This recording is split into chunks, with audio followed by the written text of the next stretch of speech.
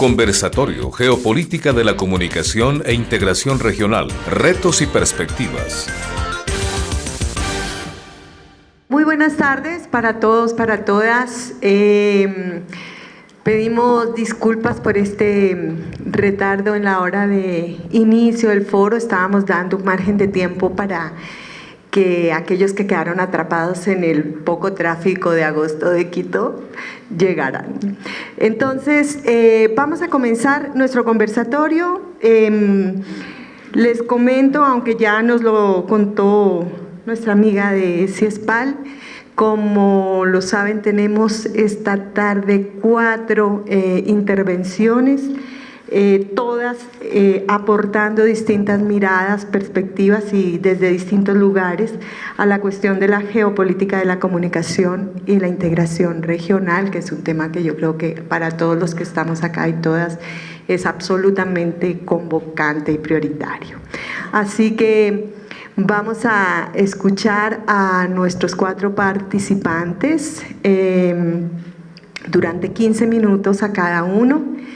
Y como ellos van a ser, y Sally especialmente, muy disciplinados con el tiempo, entonces probablemente vamos a tener, y así lo quisiéramos, un espacio suficiente para que realmente tengamos un conversatorio. Así que comenzamos con Alfredo Serrano. Alfredo Serrano Mancilla es doctor en Economía de la Universidad Autónoma de Barcelona, con postdoctorado en Economía en la Universidad Laval de Canadá.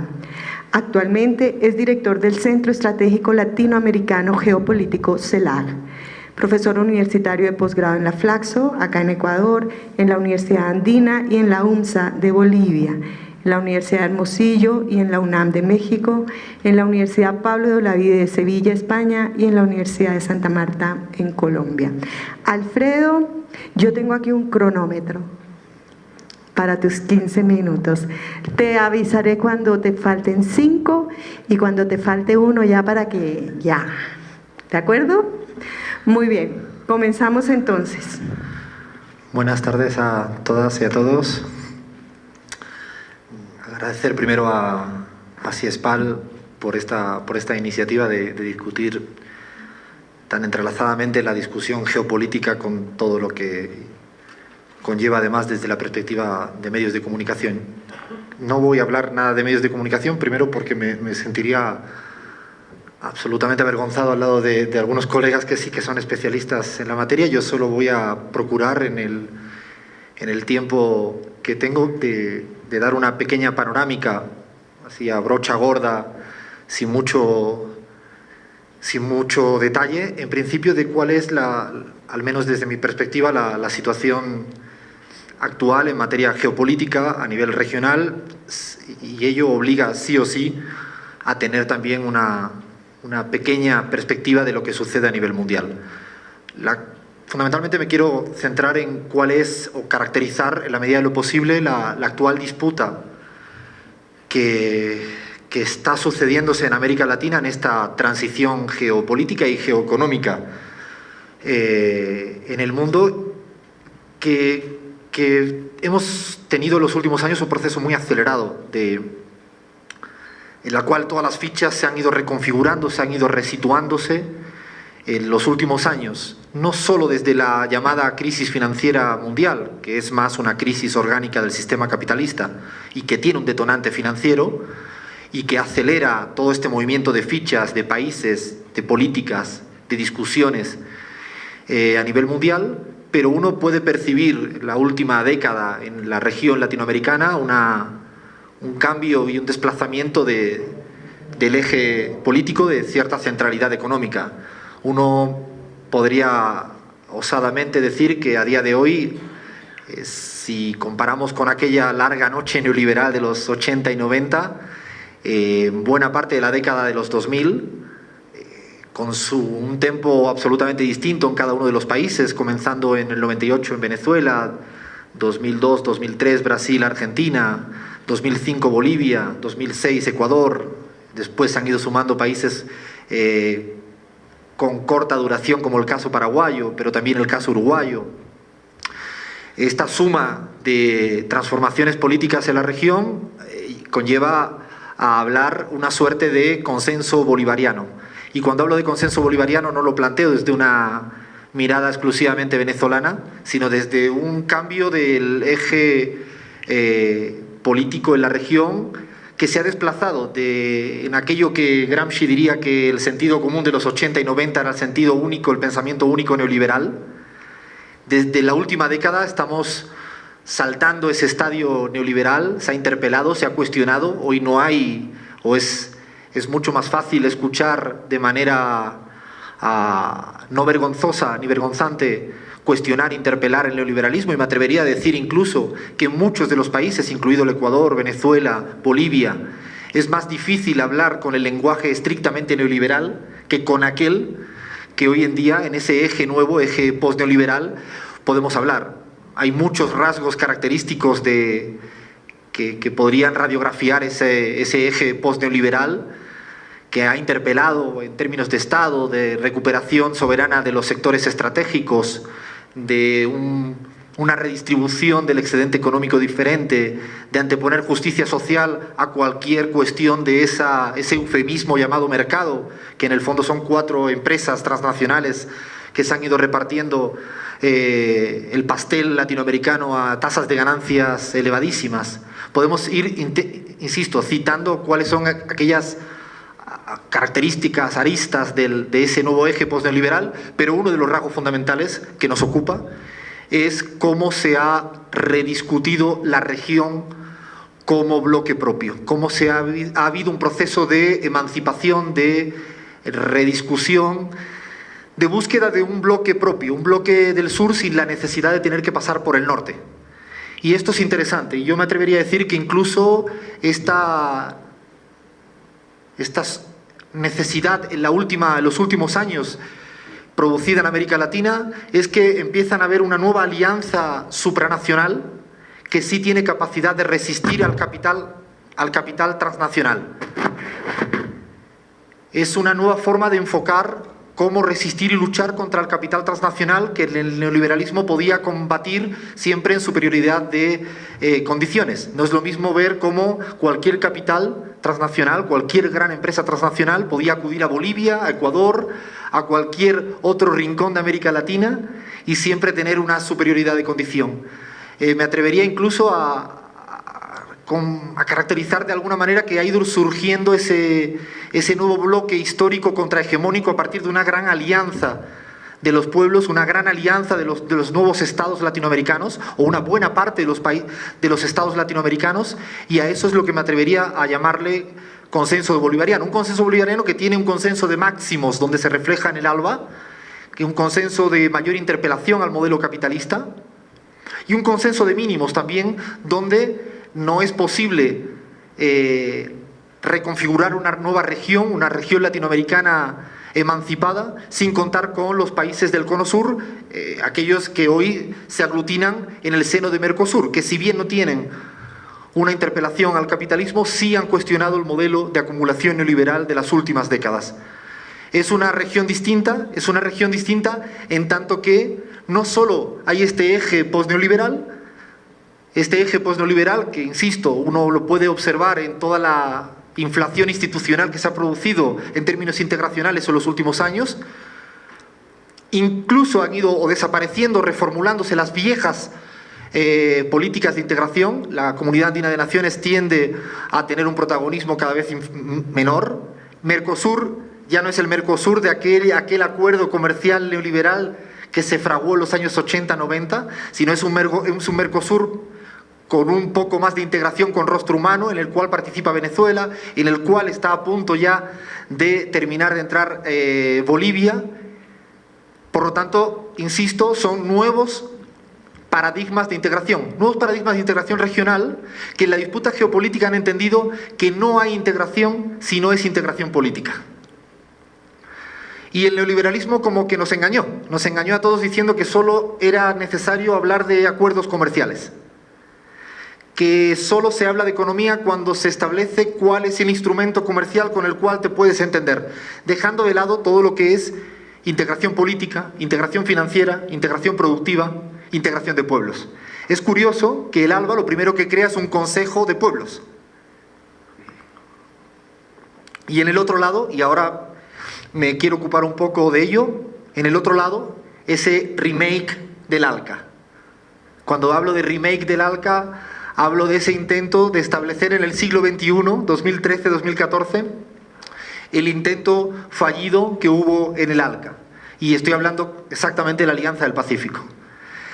Y cuando hablo de la Alianza del Pacífico, como el otro lugar donde todavía procura seguir saliendo de la crisis neoliberal con más políticas neoliberales, algo similar a lo que sucede en Europa, salida neoliberal frente a crisis del neoliberalismo, un neoliberalismo plus, si cabe el término, pero que la Alianza del Pacífico en estos países, desde México, Chile, Colombia y Perú, han aprendido justamente de los errores del ALCA.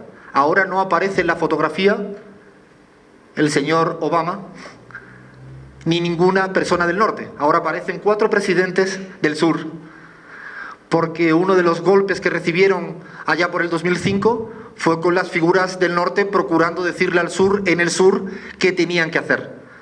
Y el ALCA no solo ha aprendido de quitar de la fotografía principal al señor Obama o a cualquier presidente de la Unión Europea, sino que además ha aprendido que no solo basta la integración comercial. Y por eso lo primero que crean es un consejo empresarial. El ALBA crea un consejo de los pueblos, la Alianza del Pacífico lo primero es un consejo empresarial. Y la primera medida de integración de la Alianza del Pacífico, y muestra claramente cuál es el rumbo de ese proceso de integración, es una integración financiera. Es un mercado bursátil único, donde el capital siga teniendo una tasa de ganancia elevadísima. Y este es el intento de rehacer de las cenizas del ALCA la reproducción, insisto, para disputar, y vuelvo a la palabra disputar, a tensionar el proceso de integración regional. Si uno observa en este periodo de la última década, una suerte de década ganada en materia de políticas sociales para la mayoría de los pueblos de estos países del eje post-neoliberal, y cuando digo post-neoliberal, insisto, en Venezuela abiertamente se cuestiona el modelo capitalista.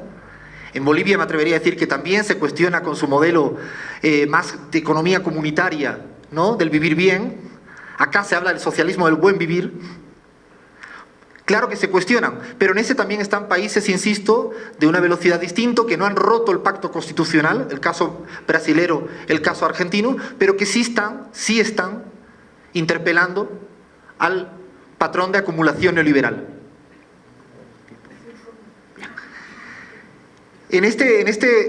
Insisto, en este eje, por un lado, frente al otro eje, yo no me quería olvidar, para terminar en esta mini radiografía de discusión geopolítica, que la discusión hacia adentro en América Latina, y en esto es una cosa que insisto permanentemente, no puede ser vista desde la miopía con lo que ocurre afuera. Creo que sería un error garrafal pensando que la disputa solo se está dando en esta región, sin considerar cuál es el movimiento de piezas que se está dando a nivel internacional. Siempre recuerdo, y para mí fue fundamental el año pasado, leer el texto, un pequeño documento de unas 40-50 páginas del Consejo Atlántico de la OTAN, que se llamaba El vínculo trilateral. Y hablaba la nueva era para América Latina, la Unión Europea y Estados Unidos. Incluso en el texto dicen literalmente la necesidad de incorporar a América Latina al redil atlántico. Eso es un texto firmado, entre otros, por esos sabios Vargas Llosa, José María Aznar y todos esos que siguen pensando cuál es el rumbo de América Latina desde el norte. Y no es menor pensar esto. Y no es menor ese documento que, insisto, es una estrategia previa, y no solo la construcción de la Alianza del Pacífico, sino a partir de los acuerdos comerciales. Hay que recordar cómo se desintegra la Comunidad Andina de Naciones, a partir de los tratados de libre comercio con la Unión Europea. Es a partir de ese instante en el cual se empieza a negociar bloque a bloque, y la Unión Europea consigue que estos países, en primer lugar Colombia y Perú, rompen sus acuerdos bloque a bloque para negociar uno a bloque. Y no solo es esto, sino que es la Unión Europea y Estados Unidos que están negociando aceleradamente su proceso de acuerdo de libre comercio a partir del acuerdo transatlántico. Pero claro, hay otra figura que con esto cierro, en este gran mapa geopolítico mundial, y es estas economías emergidas. Y he dicho emergidas no equivocándome, no emergentes, son economías emergidas. ¿Quién se atreve a hablar de China como un país emergente, siendo la segunda economía mundial y proyectándose en el corto plazo a ser la primera economía mundial? Estos países emergidos en el bloque este de los BRICS es otro componente determinante para entender cuál es el proceso que se está dando en la región. ¿Por qué? Porque hoy aquello que dice la Constitución boliviana y la Constitución ecuatoriana, que hablan de esa inserción estratégica y soberana en el sistema mundo, se puede dar porque los actores son otros. ¿Por qué hay otros actores? Porque ese grupo de países llamado BRICS, que crea su Banco de Desarrollo y que puede tener una relación directa sin la necesidad de tener que pasar por el norte, cambia absolutamente las reglas del juego. Cambia las reglas del juego y a la vez que abre posibilidades nuevas de relaciones económicas, políticas diferentes, y con esto cierro, también hay que estar advirtiendo y estando muy atentos de si se puede hacer una inserción latinoamericana con los BRICS o es una inserción brixiana. Y cuando digo brixiana me refiero a si es una inserción comandada desde los BRICS o es posible bolivarianizar la relación con los países de los BRICS. Creo que es una de las grandes tensiones que tenemos en algo que nuestros grupos dentro de CELAC denominamos la nueva década en disputas en términos integracionales. Es importante al menos poner en interrogante cuál es el nuevo pacto regional para los pueblos, pero también para las transnacionales. Y ojo, cuando hablo de transnacionales, también hablo de las translatinas. Aquellas empresas de capital privado con casa matriz en América Latina que han sabido leer inteligentemente ese nuevo boom económico que se ha dado en la región y que creo que abre nuevos desafíos. Y uno de los desafíos, a mi modo de ver, fundamental, es que no sé si el tema hoy en día en discusión es el rentismo petrolero, que lo es, sino también el rentismo importador del siglo XXI. Cuando digo rentismo importador del siglo XXI, es que la disputa no solo es por los recursos naturales, sino también por cómo se satisface la nueva demanda de las mayorías de los pueblos que cada vez han podido ganar más y van consumiendo más. ¿Y quién está satisfaciendo este tipo de nueva demanda democratizada en buenos países de la región? Creo que son interrogantes que para mí son fundamentales en la nueva década en disputa, insisto, en América Latina en términos integracionales. Gracias.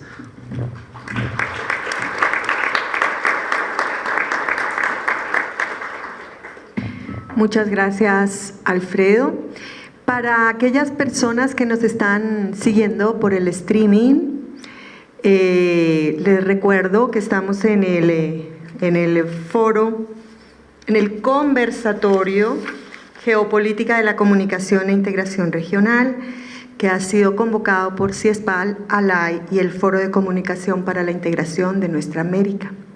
Vamos ahora con Francisco Sierra, caballero. Muchas gracias, Alfredo. Has cumplido el tiempo así matemáticamente. Francisco Sierra es director general del Centro Internacional de Estudios Superiores en Comunicación para América Latina, CIESPAL. Profesor titular de Teoría de la Comunicación del Departamento de Periodismo 1 en la Universidad de Sevilla. Acreditado catedrático de Periodismo, lidera la línea de estudios en escrituras, lenguajes y mediaciones del Instituto Universitario de Estudios sobre América Latina, IEAL. Doctor en Ciencias de la Información y posgraduado en Sociología por la Universidad Complutense de Madrid. Es especialista en Ciencia, Tecnología y Sociedad por la Universidad de Educación a Distancia, UNED, donde ha cursado estudios de licenciatura y doctorado en Sociología y Ciencias de la Educación. Autor, entre otras publicaciones, de Políticas de Comunicación y Educación, Crítica y Desarrollo de la Sociedad del Conocimiento y de Cultura Latina y Revolución Digital. Muy amable, muchas gracias. Sean bienvenidos todos y todas a esta su casa, a CIESPAL. En los últimos 2 meses no he podido ejercer de director general porque he desempeñado un oficio poco extraño para mi perfil, ¿no? He estado un poco de arqueólogo, de historiador, buscando documentos, archivos, Y aunque me han recomendado que no es bueno que me dedique a filosofar, por lo peligroso que significa el ejercicio de reflexionar, me van a permitir hacer una breve reflexión en términos de economía política de archivo, ¿no? De pensar cuál es el estatuto y el papel de la academia, de la comunicación, en los procesos de integración. Más en un contexto en el que parecería que estamos convocando con un tema este conversatorio o este espacio foro de debate, con un oxímoron, ¿no? Hablar de geopolítica y comunicación parecería incompatible. De hecho, toda la semana y días previos, la mayoría de colegas y periodistas me han insistido, pero ¿qué es la geopolítica de la comunicación? Porque todos siempre hemos pensado que la comunicación es una cuestión instrumental, pero sabemos que todo proyecto político surge siempre como una idea, como una representación, como un imaginario. La integración latinoamericana siempre ha sido la construcción de una comunidad imaginaria, de un deseo. Por tanto, más allá del oxímoron, les quiero confesar que en los últimos tiempos he tenido la oportunidad, buscando archivos, de repensar este debate que nos convoca de la integración latinoamericana. Comenzando por el descubrimiento, que casi todos, imagino, comparten, de cómo denominan popularmente a este edificio de Ciespal, ¿no? La Casa de Tarzán. He de reconocerle mi estupefacción cuando descubrí esta denominación, porque en mi imagen mental la Casa de Tarzán es todo aquello contrario a la idea de integración, de conexión, de encuentro, de convivencia, de casa común, en la figura de Robinson Crusoe, apartado, aislado, desconectado. Bien es cierto que García Canclini siempre ha insistido, somos muy diferentes, cada vez, por fortuna, en América Latina, menos desiguales. Pero lo más grave, y esta es la clave de la economía política del conocimiento, es que estamos desconectados. Y en buena medida estamos desconectados porque los conocimientos que generamos han sido expropiados y porque no estamos cultivando nuestros saberes ancestrales y nuestra concepción vital vinculado justamente a las necesidades de la población.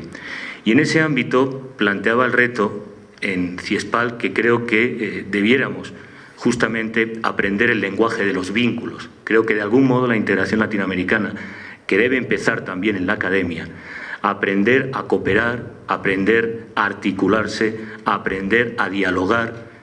Tenemos situaciones ilustrativas como la de Ecuador, con una ley avanzada, la Ley Orgánica de Comunicación, con un Plan Nacional para el Buen Vivir y con una academia desconectada de esos procesos políticos, de esas necesidades sociales, de esas demandas reales y concretas y de los debates que en la sociedad civil están teniendo lugar.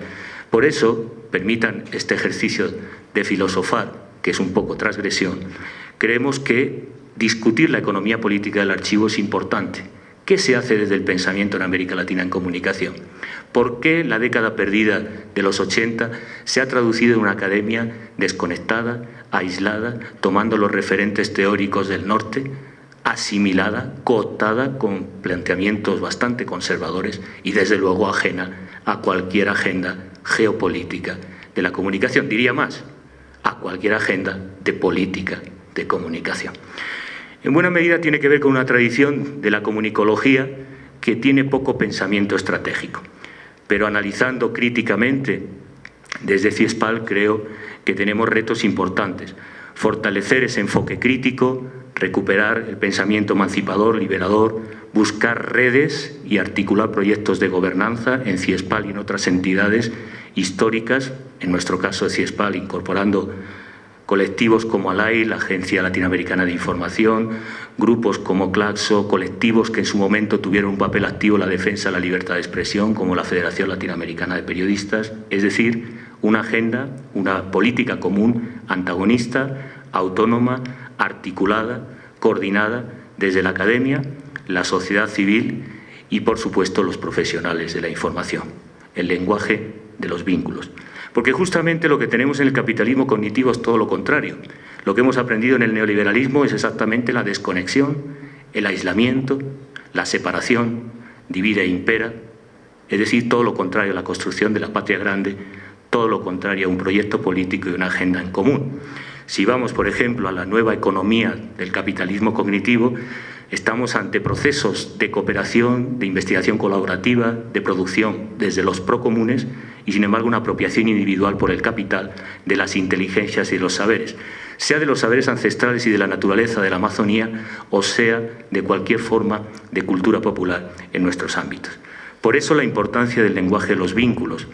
Cuando en el encuentro el pasado año el Foro por la Integración Nuestra América hablaba de soberanía tecnológica, hablaba de establecer un diálogo y tomar la palabra y democratizarla desde los movimientos sociales, entiendo que también estaban haciendo una apelación a la academia, que no ha hecho esfuerzo alguno desde la década perdida de los 80 por recuperar esa agenda de investigación. En otras palabras, frente a la economía del archivo y al capitalismo cognitivo, un conocimiento que desde la tradición de la adaptación creativa de las culturas populares imagina, crea, innova, se politiza y atiende las demandas que los pueblos y que la ciudadanía latinoamericana está reivindicando. Tenemos justamente todo lo contrario, la tradición que nos marcan en línea, señalaba antes mi colega el profesor Alfredo Serrano, de las experiencias europeas y del norte, en nuestro caso la Unión Europea de la Agenda de Lisboa, que cuando declara Año Europeo de la Creatividad lo que está haciendo es privatizar el sistema educativo universitario. Creo que el modelo sería, como en Ecuador, todo lo contrario, la democratización radical, participativa y la socialización del derecho al conocimiento, pero con una agenda política crítica.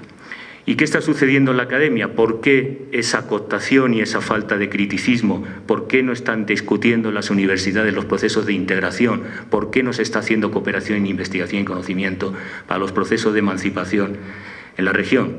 Pues hay varias razones, aparte de la explicación del imperio del capitalismo cognitivo. Hay sistemas de control con los que tenemos que discutir, porque es cierto, y cuando se desarrollaron los programas de contrainsurgencia en América Latina se aprendió muy bien desde el Pentágono que las luchas y los conflictos surgen en la cabeza, en los cerebros de los hombres. Y hay sistemas de control muy evidentes, empezando por los indicadores, sean los famosos indicadores de libertad de prensa, de Freedom House, sean los indicadores de productividad de las universidades, sean los indicadores de desarrollo económico y social que se están imponiendo y que nuestra academia replica acríticamente. Porque además la productividad científica de esos investigadores va a depender de esos indicadores que se producen, se sistematizan, se ordenan y se organizan en el norte, es decir, negando nuestra propia realidad local, nuestras prácticas de conocimiento, nuestros proyectos. Se están marcando además agendas de investigación. En la siguiente diapositiva de sistemas de control verán que esto es el pan nuestro de cada día.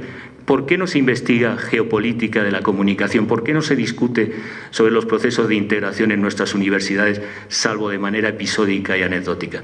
Porque las agendas de investigación sobre qué pensar, qué investigar y qué conocer vienen marcadas también del norte. Y por tanto, un pensamiento emancipador es aquel que está mirando desde el sur, construyendo una comunicología del sur, desde el sur para el sur, y no con agendas de conocimiento marcados por el norte. Ese reclamo que hacía el Foro por la Integración, en buena medida entiendo que apunta en esa dirección. Atendamos el reclamo de la palabra de la sociedad civil y marquemos agendas relevantes en la investigación, en política pública. Ponía el ejemplo de Ecuador porque es un reto que tenemos ya inmediato. ¿Qué se investiga? ¿Por qué no se está investigando la industria publicitaria? ¿Por qué no se están atendiendo los objetivos del audiovisual o los retos de la televisión digital terrestre y el impacto en la industria audiovisual de la región con la norma nipo-brasileira? Es necesario hacerlo desde la academia, no que nos lo lean y lo interpreten del norte. Nos están imponiendo metodologías de análisis, plataformas de clasificación de revistas y difusión del conocimiento, estilos incluso de conocer ajenos a la propia realidad, en una suerte de neocolonialismo neopositivista que vuelve a estar de moda en la academia, en la producción de conocimiento y, por supuesto, si hablamos de soberanía tecnológica, también tecnologías, software, hardware ajeno y políticas de ciencia y tecnología que replican los parámetros del norte. Yo creo que hay alternativas desde el punto de vista de la academia, empezando por aunar posiciones comunes sobre la diversidad epistemológica, como reivindicaba Boaventura Sosa Santos, reivindicar el conocimiento local, la experiencia, reforzar el pensamiento estratégico. Hemos hecho esta convocatoria para empezar a hablar y pensar sobre geopolítica. El conocimiento no puede ser ajeno a los procesos de transformación histórica que vive la región. Lamentablemente, el conocimiento comunicológico es poco estratégico, piensa poco las estrategias de comunicación y necesitamos desarrollarlo, así como una agenda latina para una comunicología del sur, tratando de cuestionar ese capitalismo cognitivo por una economía social del conocimiento que politice las prácticas académicas desde los procesos de emancipación del sur frente a ese conocimiento far westernizado, colonial, que se impone a los actores locales en forma de cierto logocentrismo, androcentrismo, neocolonialismo, formas de expropiación de los saberes y la experiencia local. Todo un reto que nosotros planteábamos en el caso de CIESPAL en líneas concretas, que son ausencias en la academia muy evidentes. Líneas como, por ejemplo, los estudios de comunicación para el buen vivir, los estudios sobre economía y políticas de comunicación, los procesos de transformación que ha habido en la región, vital. Por ejemplo, estudios comparados no hay sobre lo que ha sucedido en los procesos de democratización y aspectos vitales que, entiendo, nos jugamos el futuro en ese ámbito, como es el desarrollo de los estudios de tecnopolítica. En definitiva, cooperación sur-sur, cooperación definiendo políticas institucionales de colaboración y desarrollo de la academia a nivel internacional en espacios como el ALBA, como la CELAS, como UNASUR, avanzar programas de trabajo en plataformas de convergencia, Claxo, Flaxo, otras redes instituidas con similares instituciones al perfil de CIESPAL, es decir, intentando poblar la casa de Tarzán con otras alianzas y estrategias y redes de cooperación y fortalecimiento, desarrollando formas de vinculación y política científica que hay que empezar a discutir en el seno de las asociaciones y la academia para que estén, como sucedía en otras épocas, rearticuladas con las organizaciones de la sociedad civil que reivindican ese proceso de integración. Una política científica, una geopolítica de la comunicación y del conocimiento vinculado a esa filosofía de comunicación y cooperación sur-sur en el ámbito de las políticas sectoriales.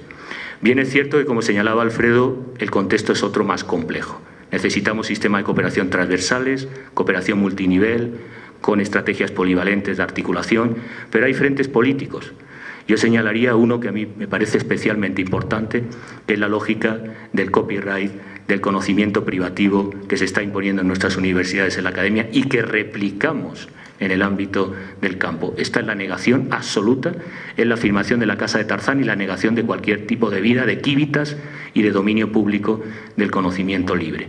Y por tanto hay frentes políticos anti-acta, anti-telecom, anti-copyright en la OMC, de diversidad de políticas culturales autocentradas y desarrolladas en el ámbito de espacio común de convergencia y, lo que me parece más importante, empezar a aprender el lenguaje de los vínculos. Una investigación vinculada al diálogo con la ciudadanía y la sociedad civil, una investigación y política científica que discute los objetivos, que hace economía política los indicadores, como es el proyecto de Semplades y del Plan Nacional para Buen Vivir, pero en este caso en ciencia, tecnología y en pensamiento de la comunicación, un sistema comunidad en red, complejo, diverso, con contenidos, con un proyecto político, para que la próxima vez que convoquemos un conversatorio como este no vuelvan a preguntarnos si geopolítica de la comunicación es un oxímoron, para que entiendan que la Casa de Tarzán, si existe como tal, es justamente por la ausencia de redes y de vínculos.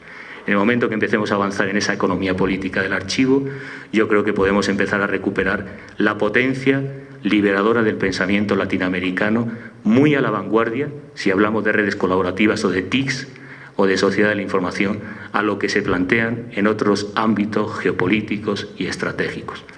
Sigo diciendo que el sueño de integración latinoamericana es eso, un sueño, una comunidad imaginaria, como diría Benedict Anderson, es decir, un espacio de construcción que se tiene que nombrar, pero para ello la academia tiene que empezar a razonar y decir la palabra que nos están lanzando desde la sociedad civil, desde los pueblos latinoamericanos y desde los procesos políticos que se han desarrollado y que lamentablemente la academia de momento está desconectada y sigue haciendo realidad la Casa de Tarzán. Por si no les ha quedado meridianamente claro, nuestra voluntad es que aquí haya vida, que haya quívitas, que haya cultura, que haya ciudadanía, que haya espacio público. Por tanto, que dejemos de ser la Casa de Tarzán en la academia y en la praxis política de los procesos de emancipación regional. Muchas gracias.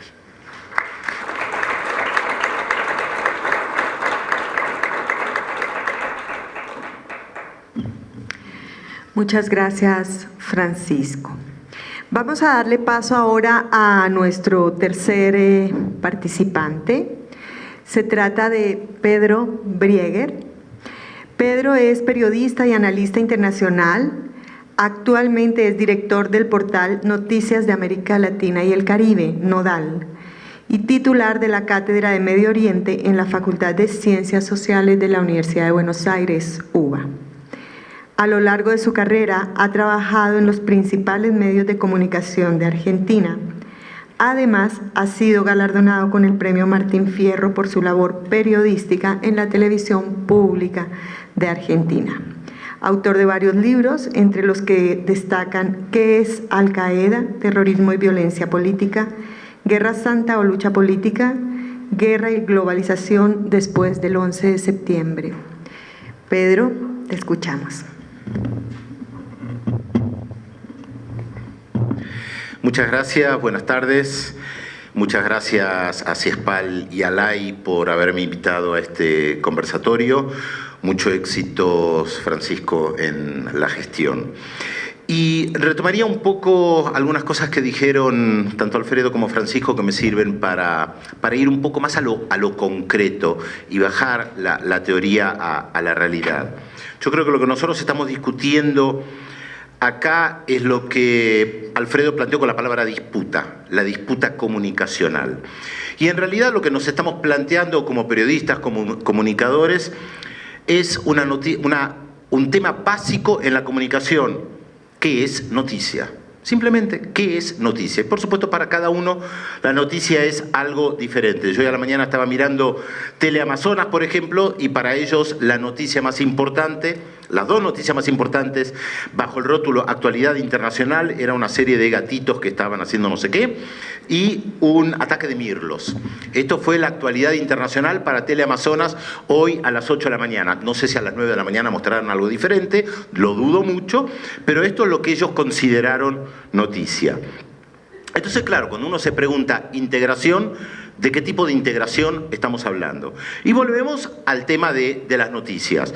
Como a mí me gusta el ida y vuelta, y ya he estado varias veces en Ecuador, voy a apelar a la honestidad de ustedes para hacerles una pregunta de algo que para mí fue bastante revelador respecto de cómo circula la información y la noticia. En Ecuador este ejercicio que yo hago tiene un resultado diferente a la Argentina, pero bastante parecido. Le voy a hacer dos preguntas, apelo, insisto, a vuestra honestidad, porque de esto depende el resultado.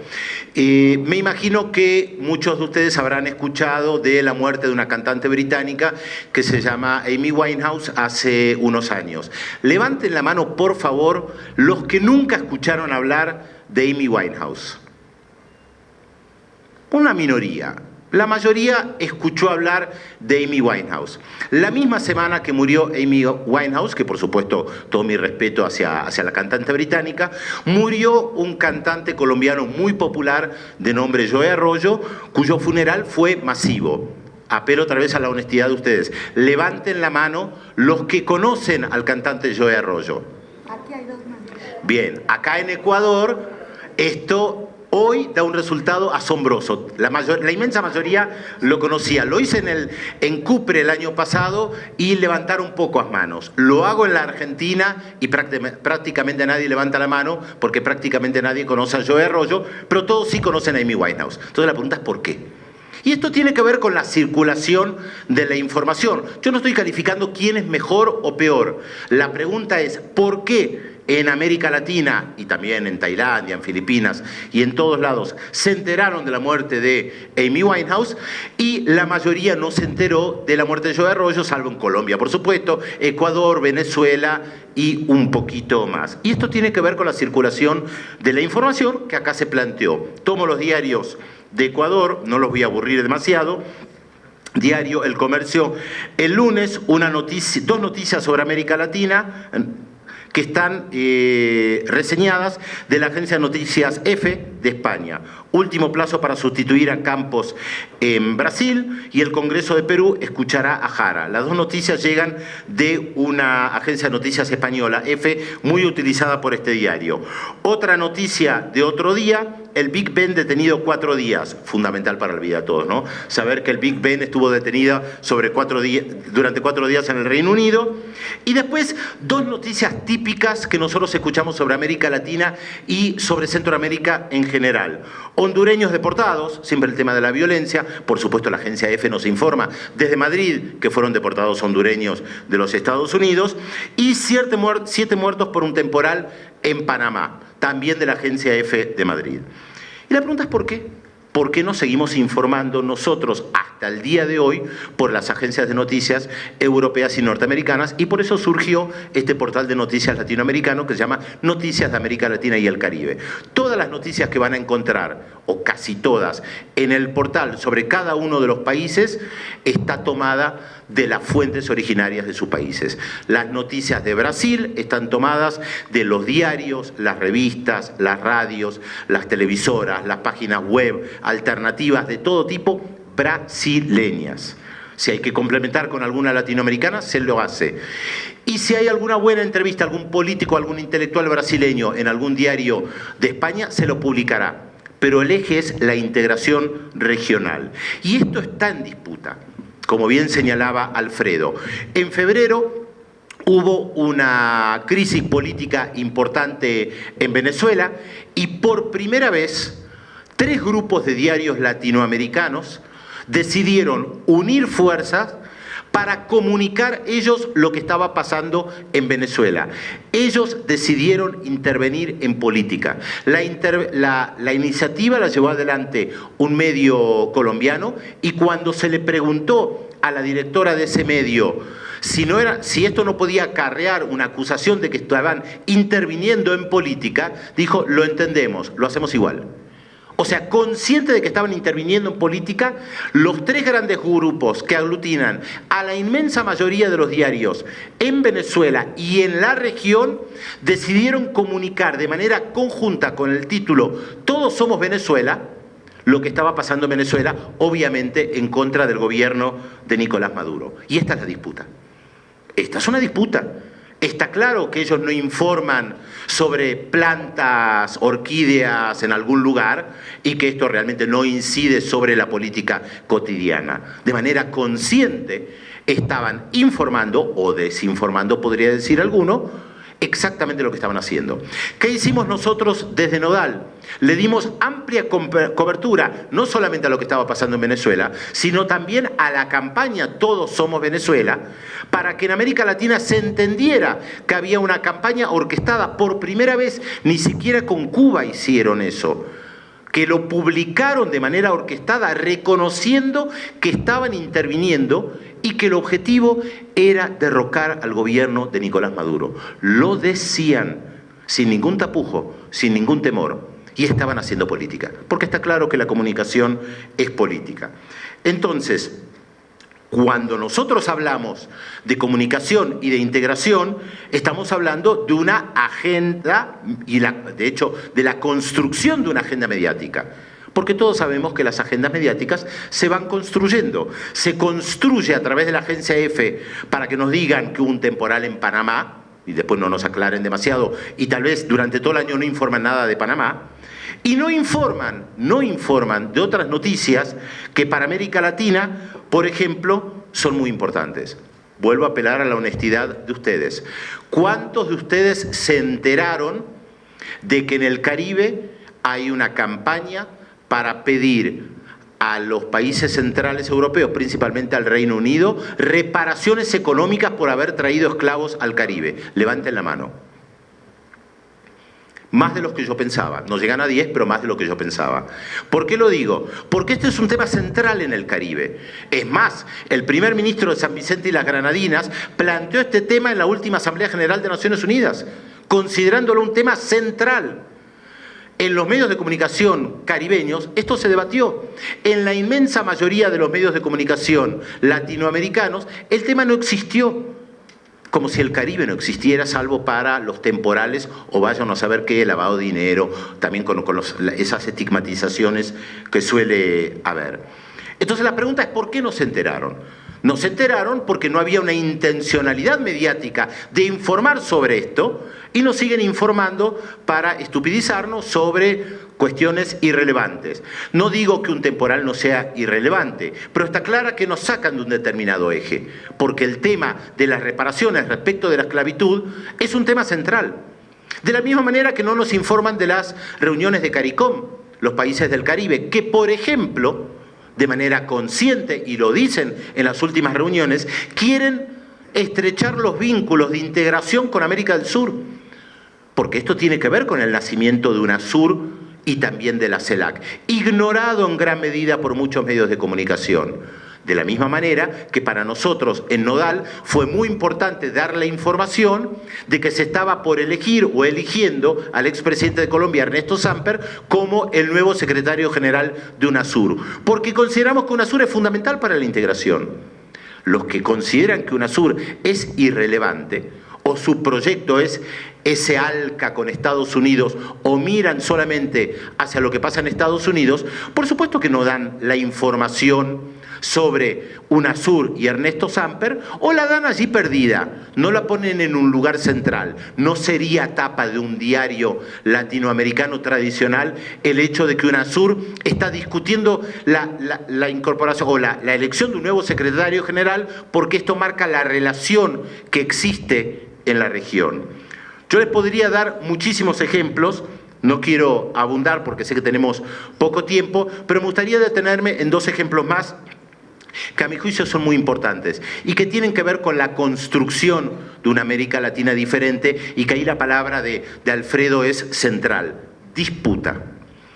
Cuando hace unos meses en Estados Unidos se estuvo debatiendo y mucho el tema de la expulsión de los migrantes centroamericanos del territorio de los Estados Unidos, hubo una noticia que a mi juicio fue muy relevante, sobre la cual yo hablé en televisión, en radio, escribimos en Nodal y le dimos mucha importancia. El Parlamento del estado más pobre de Chiapas decidió, a través de una resolución, darle más derechos a los migrantes centroamericanos que iban en su camino hacia Estados Unidos, porque todos pasan, o la inmensa mayoría pasa por México, y si decidían quedarse, iban a tener múltiples derechos. El estado más pobre de México decide abrirle las puertas a otros más pobres que vienen de Centroamérica, mientras en Estados Unidos se lo cierran. Vaya que era un mensaje político potente. Ahora, ¿cómo descubrimos nosotros esto? En realidad no lo descubrimos, estaba en la prensa de Chiapas y estaba en alguna prensa del Distrito Federal. Ahora, claro, ¿qué pasa con los periodistas ecuatorianos, salvadoreños, guatemaltecos o de Uruguay que no leen ni la prensa mexicana, porque suelen leer el New York Times o el Washington Post como diarios centrales, las grandes Biblias, y mucho menos leen la prensa de Chiapas? Y nosotros le dimos un lugar importante. De la misma manera que con el tema de la integración que se estaba planteando acá, nosotros informamos que hace unas semanas la Unión Latinoamericana de Ciegos había desarrollado un nuevo tipo de software justamente para el desarrollo para los ciegos o los discapacitados visuales en América Latina. ¿Esto qué quiere decir? Que hay una Unión Latinoamericana de Ciegos, que hay una intencionalidad de integración, porque los caminos de la integración son múltiples. Y si ustedes miran la sección de integración en Nodal, van a encontrar que hay muchos caminos de integración sobre los cuales uno no escucha, ni se entera. Claro, ustedes dirán, yo no soy ciego, no tengo por qué enterarme, yo no soy estudiante, no tengo por qué enterarme que hay una reunión de estudiantes en Guatemala o que hay una reunión donde se está discutiendo el tema del arroz, ahora concretamente en Panamá, qué está pasando con la industria arrocera en América Latina. Pero eso es clave para la región. Ahora, ¿por qué no nos enteramos? No nos enteramos porque seguimos dependiendo, como decía Francisco, de una noticia que llega de los centros de distribución más importantes, que yo respeto. Yo leo el diario El País de España todos los días, me parece un muy buen diario, a pesar que muchos españoles progresistas no lo quieren y muchos latinoamericanos tampoco. Me parece que está muy bien hecho, que tiene muy buena información, a pesar de muchas críticas que yo puedo llegar a tener respecto de cómo se maneja el diario El País. Lo que quiero decir es que yo no desprecio las agencias de noticias internacionales ni el periodismo que se hace en Europa o en los Estados Unidos. Lo que hago es revalorizar a la prensa y a la comunicación latinoamericana para tratar de reeducarnos y vernos a nosotros con nuestros propios ojos y ver que hay múltiples caminos de integración que no los conocemos porque simplemente no tenemos acceso. Porque si supiéramos que hay tantos caminos de integración, le daríamos un lugar mucho más importante. En este sentido, me parece maravillosa la iniciativa de CIESPAL de abrirse más hacia América Latina, de buscar más caminos de integración con las múltiples formas que hay. Esto es variado, es diverso, es complejo en lo comunicacional, en lo político y en lo académico. Pero me parece que en estos últimos años estamos caminando en ese rumbo. Nodal trata de ser una herramienta más, porque aunque ustedes no lo crean, hasta el nacimiento de Nodal, hace un año atrás, no había un lugar que permitiera enterarse todos los días de la actualidad de América Latina y el Caribe. Ustedes en 2 minutos miran Nodal y saben cuáles son los temas centrales, a nuestro juicio, que hay en América Latina y el Caribe. Aunque parezca increíble, esto no existía. Entonces, tiene que ver con caminos, con múltiples que ya existen. Por eso digo, Nodal es una herramienta más. Ojalá hubiera 20 Nodal que permitiera construir más caminos de integración. Me parece que estamos en ese camino, que es un buen rumbo. Gracias.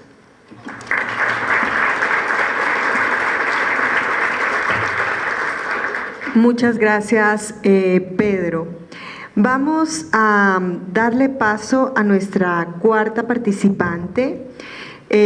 Nuevamente les recuerdo especialmente este mensaje para las personas que quizás se sumaron un poco después al audio streaming, que estamos en el Conversatorio Geopolítica de la Comunicación e Integración Regional.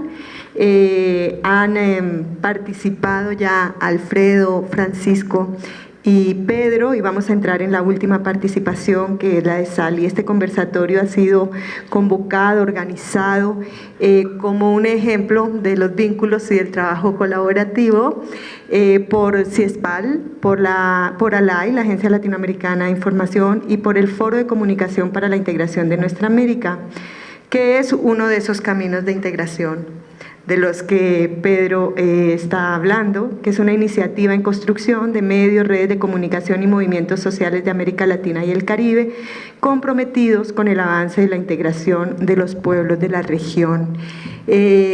ALAI, Nodal, Presenza, somos parte de esa iniciativa, de ese foro, y varios de los compañeros y compañeras que veo en el auditorio son de organizaciones que también han sumado a este esfuerzo y que creen en la posibilidad de empujar la integración desde la comunicación. Así que con este antecedente voy a darle paso a Sally Burch. Sally es periodista británica, trabaja en la Agencia Latinoamericana de Información ALAI, cuya sede está aquí en Quito. Es coautora de varios estudios sobre comunicación, nuevas tecnologías y movimientos sociales. Fue fundadora del primer nodo de correo electrónico de Ecuador, Ecuanex. Para la Cumbre Mundial sobre la Sociedad de la Información en el 2002-2003, coordinó el grupo de trabajo sobre contenidos y temas de la sociedad civil mundial. Y aquí en esta notica no dice, pero yo lo voy a decir, Sally es una gran impulsadora de la integración regional desde la comunicación, y creo que eso hay que reconocerlo públicamente. Sally. Gracias, Nelcy, y buenas tardes a todas y todos. Yo quiero compartir algunas reflexiones que hemos venido desarrollando a partir justamente del Foro de Comunicación para la Integración de Nuestra América y otros espacios afines. Como nos contó Alfredo, América Latina ha registrado avances y aciertos significativos en el camino de la integración regional bajo los nuevos parámetros de autonomía, cooperación y soberanía, sobre todo en el plano político y se puede decir también en materia de defensa, en el caso de UNASUR. Pero llama la atención que la comunicación sigue siendo de alguna manera un tema relegado en ese marco, siendo que en esta era de la comunicación digital implica retos clave para la soberanía y la autonomía justamente regional, como también para la participación ciudadana. Cuando hablamos de comunicación, no nos estamos refiriendo únicamente a lo mediático, aunque es un componente importante. Hoy no solo gran parte de las áreas del quehacer humano están reorganizándose en torno a la comunicación y las tecnologías digitales, sino que a la par, en forma acelerada, se están reconfigurando las relaciones de poder mundial en torno a ellas. Si la región no prioriza la búsqueda de respuestas conjuntas a esta realidad, bien podría encontrarse mañana que se ha movido el piso, que esa autonomía y soberanía regional que se estaba construyendo, de pronto quedan nuevamente sujetos a nuevas formas de neocolonialismo. Desde hace 15 a 20 años, con una velocidad inédita, el mundo vive un proceso de concentración monopólica en los diversos aspectos que conforman Internet. Eso desde los servicios básicos hasta el comercio electrónico, pasando por las redes sociales donde nos interrelacionamos, los buscadores que determinan qué fuentes de información podemos encontrar son más visibles, el propio mercado publicitario. En parte se trata de un fenómeno que los economistas llaman de monopolios naturales, que es el fenómeno donde todo el mundo gravita hacia el servicio más popular. Pero en parte también es por la desreglamentación total del sector.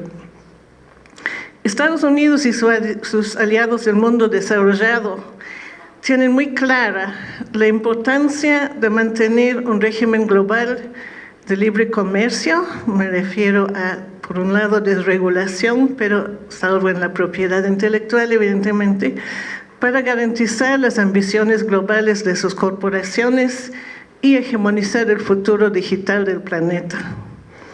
Asignan una altísima prioridad a mantener su supremacía tecnológica, a favorecer la expansión de sus empresas, que se cuentan entre las más grandes de Estados Unidos, estamos pensando en Microsoft, Google, etc., a desarrollar enormes bancos de datos a partir de los flujos mundiales de información, incluyendo nuestras comunicaciones personales, que son en sí una fuente de concentración, de conocimiento y de poder. También buscan expandir aún más su capacidad de vigilancia global, de espionaje, y a desarrollar una capacidad ofensiva y las ciberarmas. Hay una creciente militarización de Internet. A la vez buscan por todos los medios evitar la injerencia, entre comillas, que significaría un modelo de gobernanza multilateral, o sea, intergubernamental en materia de Internet. La configuración de poder que se va consolidando en torno a esta realidad en pocos años ya será muy difícil de revertir si no hay una reacción ahora. Por lo mismo, cuando cada vez más áreas de la soberanía nacional en América Latina y el Caribe se están traspasando del mundo físico a este universo sin fronteras del ciberespacio, los países de la región, a mi entender, necesitan comprender que en ausencia de mecanismos democráticos de gobernanza global de las tecnologías digitales, la única ley que se aplica es la del poder hegemónico, en este caso Estados Unidos. De lo visto hasta ahora, los países del sur han asignado poca prioridad a estos temas. Si bien luego de las revelaciones de Edward Snowden sobre espionaje, vigilancia de Estados Unidos y de sus aliados, los 5 ojos, hay mayor preocupación y las BRICS ya están tomando cartas en el asunto, fue uno de los temas que trataron en la reciente cumbre.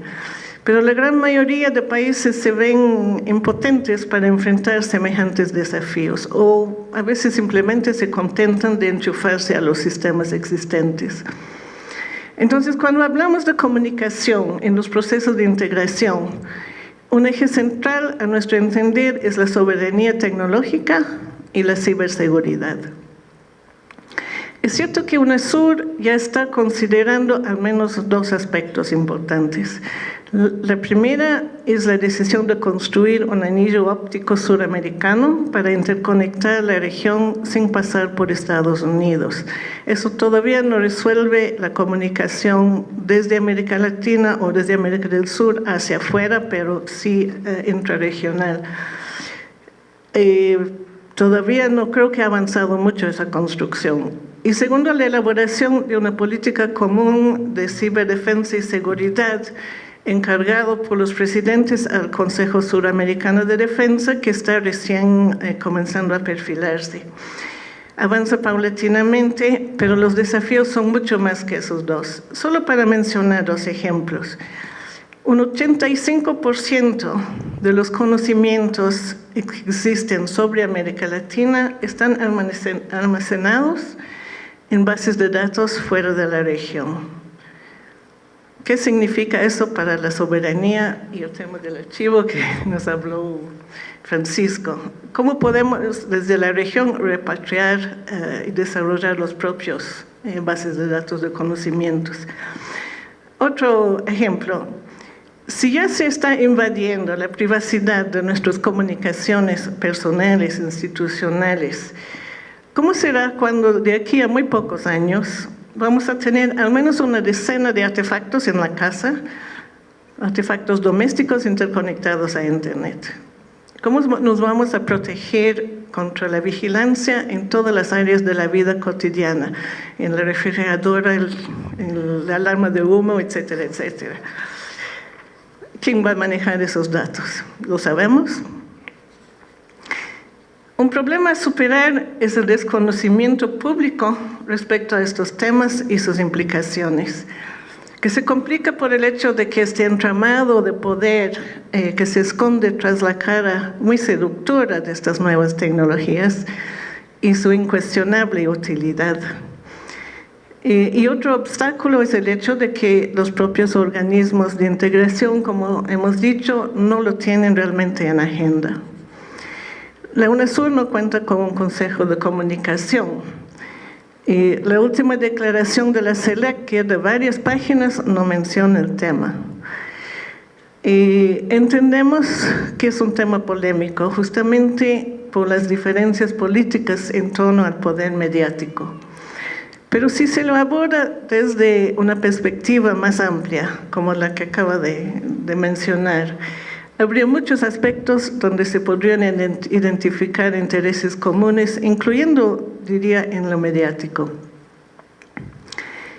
Entonces, cuando el Foro de Comunicación para la Integración de Nuestra América se conformó en un encuentro en Quito, aquí en noviembre del año pasado, con unos 40, 50 medios, redes de comunicación y organizaciones sociales de América Latina y Caribe, fue justamente para debatir estos temas y para pensar en soluciones desde la ciudadanía.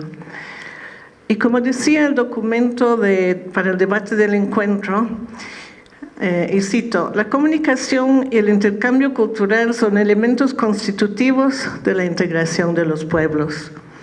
La participación en los procesos comunicacionales, el diálogo entre países y culturas, reconocernos, intercambiar, etc., son elementos fundamentales para construir una cultura de paz, cooperación y solidaridad recíproca en el continente. La apuesta por una participación social efectiva demanda como condición indispensable una socialización de la información amplia y permanente. Sí, como hemos visto, los procesos oficiales siguen evadiendo el tema y como nos dijo Pedro, los grandes medios se han mostrado reticentes para cubrir y dar visibilidad a los nuevos procesos de integración o incluso a veces buscan desacreditarlos. Es desde las organizaciones sociales y medios ciudadanos alternativos y populares que podemos impulsar el debate y es lo que se propone el foro.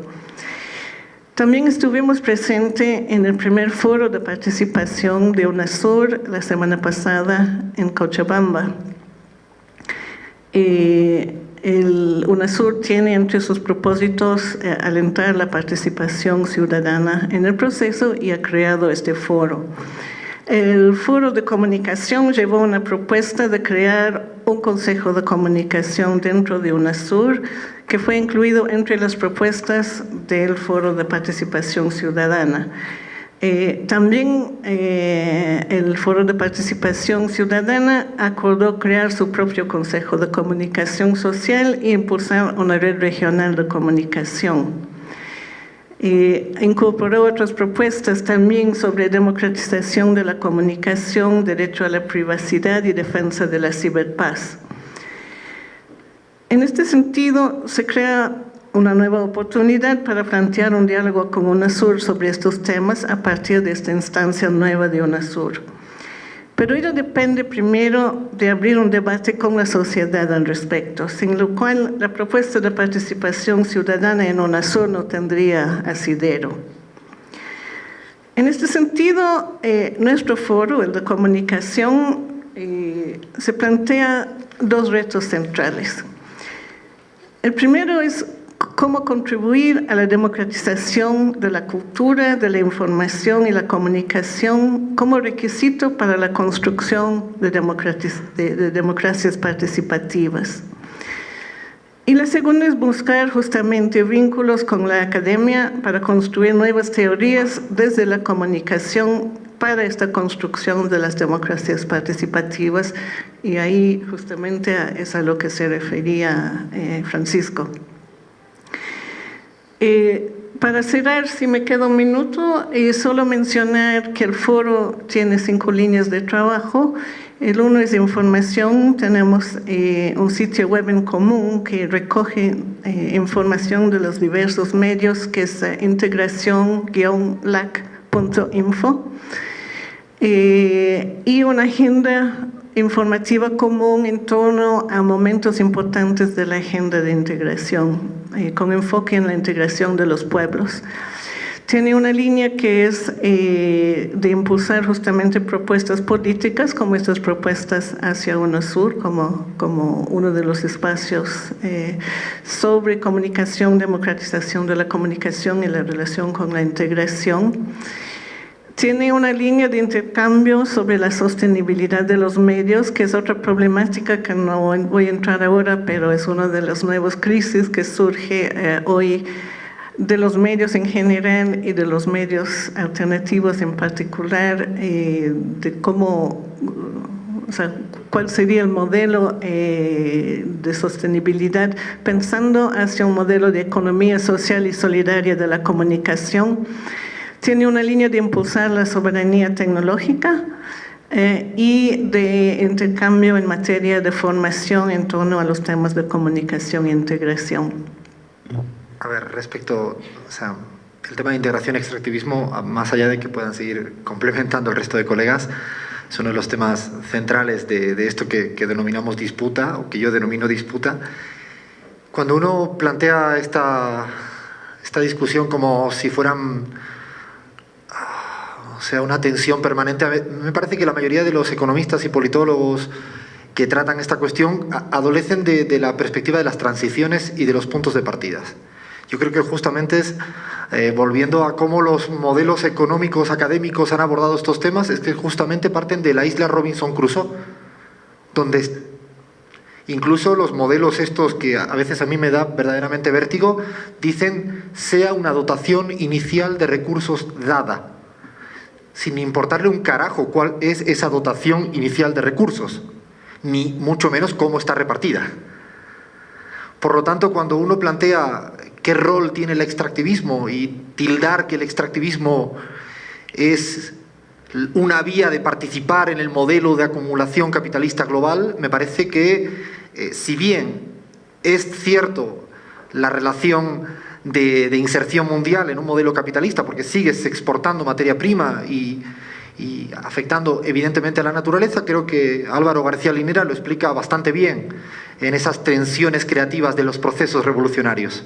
Y explica muy bien esta tensión. Y explica muy bien esta tensión porque si todos los recursos que se obtienen del extractivismo luego no se someten al clásico valor de cambio, sino que van destinados a un valor de uso, en tanto que van destinados a erradicar la gran deuda social del modelo neoliberal, me parece que deberíamos de complejizar la cuestión. Con esto no estoy diciendo que el modelo sine die, hacia futuro, sea ni mucho menos extractivismo, no solo porque es insostenible, sino porque seguiría perpetuando el modelo de inserción económico mundial.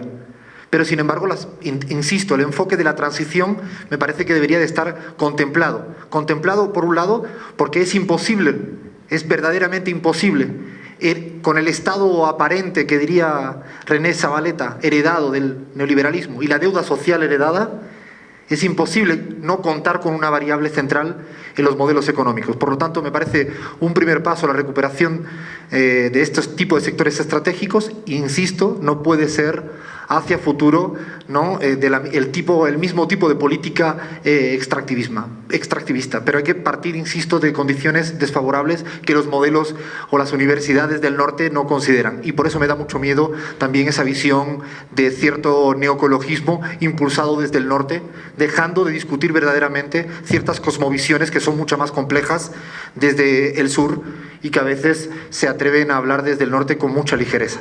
Y el último punto de la disputa geoestratégica que se da como cada uno de los países, yo os dejo también en el aire una de las cuestiones que me parecen centrales. Y es que cuando hablamos de integración regional o integración supranacional, a veces nos dejamos de lado una cuestión central. Y es que estamos viviendo en muchos países, uno es el Ecuador, Bolivia, Venezuela, procesos de transformación, de revolución, me atrevería también a plantear, nacional, que no siempre la revolución nacional o el proceso de transformación nacional va de la mano del proceso de transformación supranacional.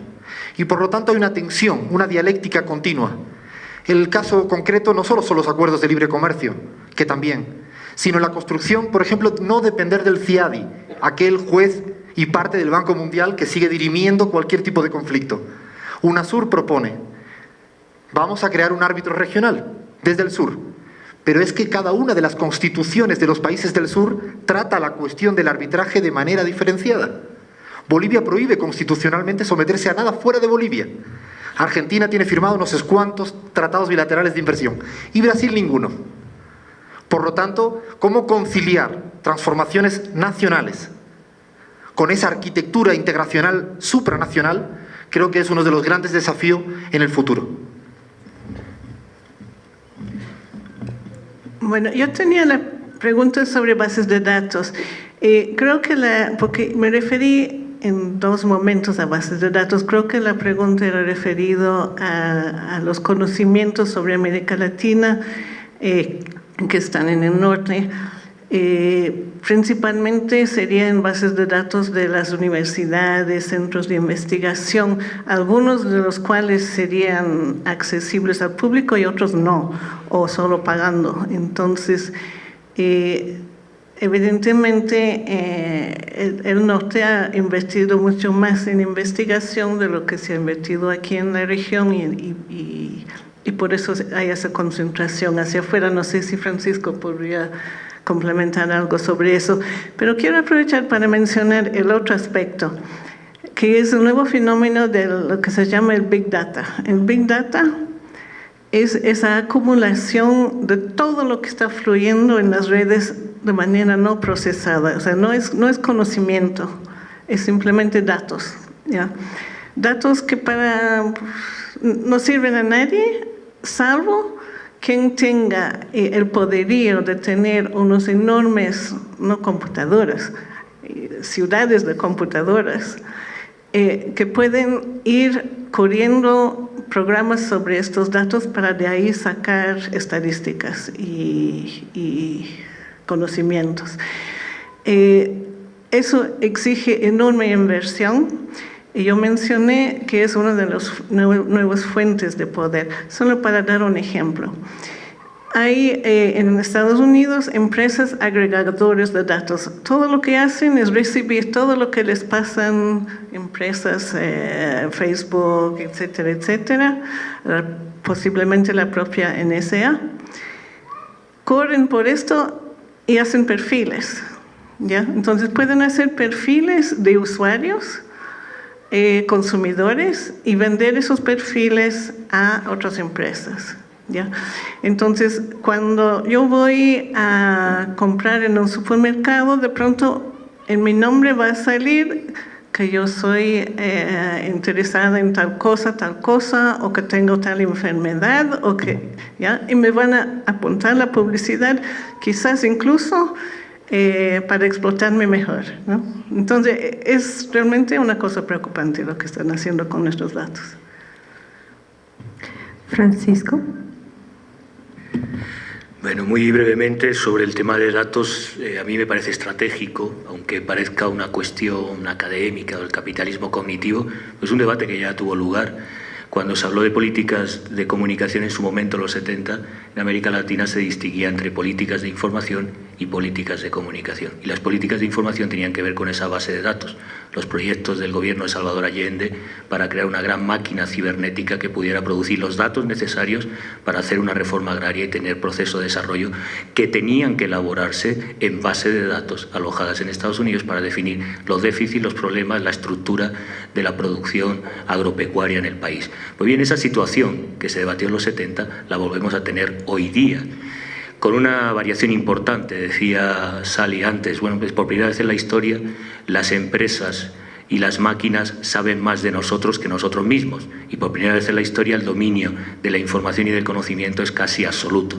Antes éramos países primarios exportadores de materias primas básicas y ahora diríamos que somos productores de información básica a través de las redes sociales, con la cual se elaboran con programas, con software, un proceso de expropiación de la vida, de los afectos, de la información, del conocimiento, de la experiencia por la grande base de datos. Traducido en el sistema universitario de ciencia y tecnología es el problema del copyright, por lo cual nuestra investigación básica y aplicada en los países depende de revistas, de grandes holdings, de grandes monopolios del conocimiento que tienen que pagar nuestras universidades con precarios presupuestos y que están concentrados en muy pocas empresas del norte, fundamentalmente angloamericanas.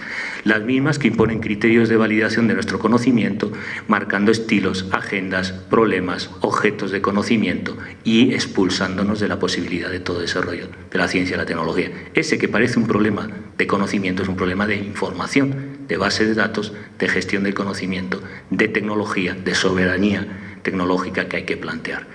Respecto a la pregunta compleja de cómo superar el proceso de integración, los desafíos de la economía o de la lógica extractivista, compleja pregunta que nos llevaría a un debate, yo solo, en mi modesta opinión, 3 ideas fundamentales que son complicadas. La primera tiene que ver con los tiempos en la política. Estos debates de los mandatos de los presidentes y de los gobiernos. No puede haber un cambio, lo sabemos desde Celso Furtado, no puede haber un cambio de estructura, de civilización industrial, económica, de modelo, de matriz productiva en un corto plazo y en un medio plazo. Y lamentablemente los tiempos de la política son cortoplacistas y a medio plazo. Por tanto, tenemos un primer problema de temporalidad. Problema de idea, de concepto, como decía Celso Furtado, es cambiar el modelo de vida y el modelo de visión. Esto que hablábamos de los saberes ancestrales, de volver a la tierra, de recuperar las prácticas y los modos de vida locales, difícilmente es compartido por amplios sectores. Cuando ha habido, y apuntaba en su intervención Alfredo ese tema, altos niveles de consumo, hay una emulación y estandarización de los estilos y modos de vida del norte. Por tanto, pensar en las ideas de desarrollo no es una cuestión banal o académica, es una cuestión sustantiva y difícil de afrontar en debate con la ciudadanía. Y luego la institucionalidad. Yo creo, y ahí coincido con Alfredo, que los avances en UNASUR, en menor medida en CELAD, de nueva institucionalidad, por supuesto los BRICS, puede sentar el camino para abandonar, que no se puede lograr a corto plazo, la temporalidad es problemática y además es poco operativo. Y a veces, si hablemos, por ejemplo, ¿qué es comunicación para el buen vivir? ¿Qué sería un plan nacional de desarrollo para el buen vivir? Hacerlo operacionalizable en política pública, en indicadores y en modelos, que quizá no sería deseable, es un problema para plantearlo en la política tradicional y para abandonar esos procesos. Sí tengo claro que desde luego la vía de la Unión Europea y del Tratado de Libre Comercio con estos espacios condena al fracaso ese tipo de utopías y proyectos integracionistas, y en segundo lugar que afortunadamente creo que se están experimentando en derecho, en economía, en el pensamiento, nuevos procesos creativos. Si hablamos de la comunicación, en política pública hoy el referente en comunicación es América Latina. con una nueva institucionalidad y nuevos procesos. Quizá la cuestión de temporalidad y de institucionalidad son dos ejes a discutir y que no se pueden resolver en el Estado-Nación, tiene que ser, a mi modo de ver, en el ámbito de integración supranacional para poder avanzar. Si no, esos procesos de avance democrático pueden retroceder fácilmente, ¿no? Porque los actores transnacionales son transnacionales y operan en una lógica de cooperación transnacional muy evidente, ¿no? Pedro. Y sin lugar a dudas, algunas de las preguntas son realmente muy complejas y difíciles de responder. En las que me plantearon a mí me llamó mucho la atención en el hotel donde yo estoy que hay muchos canales de televisión que provienen de Estados Unidos, pero muchísimos. La verdad me llamó poderosamente la atención. Yo tengo la posibilidad por mi trabajo de viajar mucho. Y la verdad, no, hace tiempo que no me encuentro con una oferta tan amplia de canales de televisión de los Estados Unidos, que yo diría 90% malos o muy malos, con imágenes de violencia extrema de las clásicas. Se ha escrito tanto sobre la cantidad de horas que un niño habitualmente ve imágenes de violencia, que uno no puede creer todavía que la oferta sea sobre eso. No dejo de maravillarme cómo los estadounidenses tienen la capacidad de crear tanto alrededor de crímenes, violación, extraterrestres, bueno, todo lo que nosotros vemos habitualmente. No desprecio la calidad de la producción que hay en Estados Unidos. Lo terrible es que la inmensa mayoría de lo que yo estaba viendo era realmente muy malo. Es muy difícil contrarrestar esto. Son décadas. Décadas, además de un poder económico como el de Hollywood, por ejemplo, siendo que algunas productoras en el rubro creativo, cinematográfico, europeo, han quebrado directamente, han dejado de producir. Entonces, imaginémonos nosotros, volvemos a lo supranacional. En este sentido, creo que, por ejemplo, la creación de Telesur ha sido algo muy positivo, con todos los problemas que pueda tener. La idea de Telesur es informar de lo que pasa en el mundo con una visión desde el sur. Después podremos debatir si lo logra, si está bien hecho, no está bien hecho, pero por lo menos marca una brecha respecto de la información, tiene que ser tomado en cuenta. Y, por ejemplo, cuando Manuel Zelaya trató de regresar a Honduras en el avión después del golpe de Estado, en ese avión estaba Telesur, no estaba la CNN. Por lo tanto, ahí marca un intento de quiebre que no es menor, tomando en cuenta la importancia de la comunicación a través de la televisión.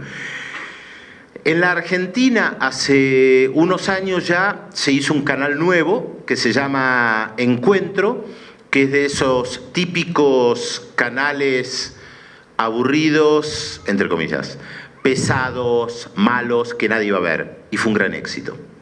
Fue un gran éxito. Con entrevistas a filósofos, con producciones propias, con producciones de todo tipo, largometrajes, cortometrajes, de alta calidad. Lo que demuestra dos cosas. Primero, que se puede hacer algo de alta calidad y que no es verdad aquello que por lo menos en la década del 90 se debatió tanto en la Argentina, me imagino que en Ecuador se debate también cada tanto, es el público quiere culo y tetas. Por lo tanto, le damos culos y tetas. Falso. El público no quiere culos y tetas y, por supuesto, no la mitad de la población que no son hombres. Pero esto tiene que ver con aquel eterno debate. ¿Le damos lo que el público quiere o lo que nosotros en realidad creemos que el público quiere y terminamos viendo culos y tetas? Es terrible, pero es así. ¿Se puede contrarrestar? Por supuesto. Ahora, para eso uno necesita no solamente protestar, sino un producto de calidad, superador. Y eso es muy complicado. Porque además el pasatismo tiene la característica de permitirnos, me incluyo, porque yo soy parte de esta sociedad, volver a la noche, y muchos colegas, amigos, se asombran que yo a la noche miro el programa que me imagino muchos conocerán, de Marcelo Tinelli en la Argentina. Y mi respuesta es, yo a las 11 de la noche no leo Hegel. Yo también quiero ver algo pasatista. Ahora, ¿la única alternativa es culos y tetas o el modelo de Tinelli? No. Ahora, es muy fácil criticar. Y uno de los problemas que nosotros tenemos, los sectores progresistas en el amplio sentido de la palabra, en América Latina y no solamente, es que hemos estado acostumbrados a protestar durante décadas. Protestar es más fácil. Construir algo alternativo es extremadamente difícil. Es muy fácil decir, no quiero eso.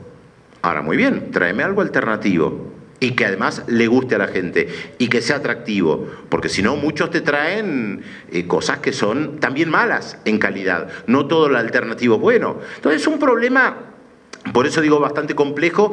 El modelo de encuentro me parece que hay que ampliarlo, que hay que reproducirlo. Realmente es una señal muy vista en la Argentina que ha penetrado. Y la otra señal que también es maravillosa se llama Paca Paca, que es una señal infantil, que ha buscado contrarrestar el hecho de que en la televisión argentina, me imagino que en Ecuador y en la inmensa mayoría de las cadenas de televisión en América Latina y el Caribe hay algo similar, pero creo que había 7 cadenas para niños solo estadounidenses.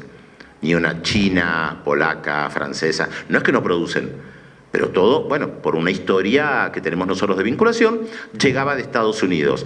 Paca Paca es la única producida en la Argentina. Y gracias a la nueva ley de medios, se pudo insertar en la grilla de los diferentes canales de televisión. Esto no ha terminado, es una batalla, porque los propietarios de esos medios de comunicación no quieren Paca Paca, no porque Paca Paca sea mejor o peor que el resto, sino que tiene que ver con una batalla política. La nueva ley de medios votada por el gobierno es una batalla política que amplía el espectro, es largo de explicar, ustedes lo conocen también de Ecuador. Ahora, Paca Paca es muy bueno, pero hay que producir 20 Paca Paca más. Y hay que tener recursos, y hay que destinar esos recursos. Y es un problema también tomar la decisión política de destinar recursos para crear más Paca Paca, más canales de encuentros, y ahí está otra vez la visión latinoamericana. ¿Hasta qué punto se puede trabajar en conjunto? Pero tampoco idealicemos. No crean que las reuniones entre ecuatorianos, argentinos, uruguayos, brasileños, salvadoreños, mexicanos, lo que fuere, son sencillas. Y muchas veces todos dicen sí, integración, integración, y después viene no, pero lo hacemos nosotros, y el otro dice no, lo hacemos nosotros, y el otro dice pero ustedes no lo hacen bien. Nosotros ponemos la tecnología, pero si nosotros tenemos la tecnología, no, pero nosotros la ponemos, no, pero nosotros ponemos la capacidad cultural, no, pero nosotros ponemos la tecnología, por lo tanto nosotros vamos a mandar. Y viene el otro y dice, pero nosotros ponemos los 5 millones de dólares, usted tendrá la tecnología, el otro tendrá la cultura, pero nosotros tenemos ¿cómo dicen ustedes? ¿Los españoles? ¿Cómo dicen? ¿La plata? No, tiene otra plata. La pasta. Tienen la pasta. Entonces el que tiene la pasta termina imponiendo esto. Esto también sucede. Por eso digo, no idealicemos los procesos de integración. Es un camino extremadamente dificultoso, es bueno que lo recorramos y también ser conscientes de estas dificultades que implican negociaciones. Y por último, respecto de lo que se planteaba ahí, no terminé de entender la relación gremios y medios oficiales. Ahí también cada país es diferente, porque en la Argentina, de lo que yo conozco más, la asociación gremial de los periodistas es fuerte, tiene una tradición cultural importante. Esto no es así en todos los países de la región. Hay países donde los periodistas no están agremiados, no están sindicalizados, a pesar que hay una Federación Latinoamericana de Periodistas, FELAP, no todos participan de ellos.